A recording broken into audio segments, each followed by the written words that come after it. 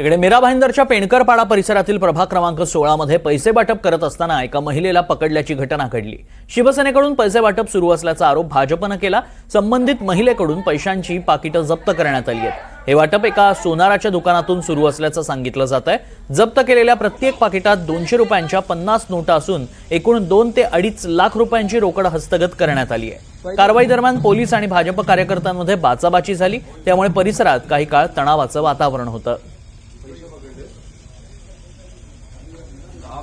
ती तिच्या नेहा पाटील काम करते। नेहा पाटील इशिका नाईक तिची पोरगी आणि अजून एक जी आतमध्ये पैसे होते ती बाई, ती वारंवार दळवीचं नाव आहे। ती त्यांच्या ऑफिस मधून उमेदवारच्या ऑफिस मधून निघायची, सोनाच्या ऑफिस मध्ये सोनाच्या दुकानात जायची।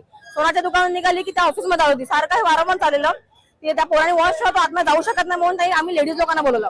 आम्ही ते एकाच दुकानात शिरलो, दुकानात विचारलं की नक्की काय आहे सांग प्रकार। तो बोलायला जसा मी इकडे आलो, शिंदेकडे सगळे जे कार्यकर्ते होते सगळ्यांचं इकडे वॉच होते सगळे पळाले, फटाफट निघून गेले इथून। जसे निघाले इथून आमच्यातलीच एक कार्यकर्ता होती, ती तिला काय माहिती डोक्यात आलं, ती आतमध्ये शिरली। आतमध्ये त्या लोकांना गळ्यातला पट्टा, शिंदेगडाचा तो पट्टा आहे, शिंदे चिन्ह उमेदवाराचं जे धनुष्यबाण आहे त्या चिन्हासकट पाकिटासकट आम्ही त्याला रेड पकडलेला आहे आणि ह्याच्यावरती कारवाई झाली पाहिजे। काल पण राजूभाऊची गाडी सोडण्यात आली पोलिसांतर्फे।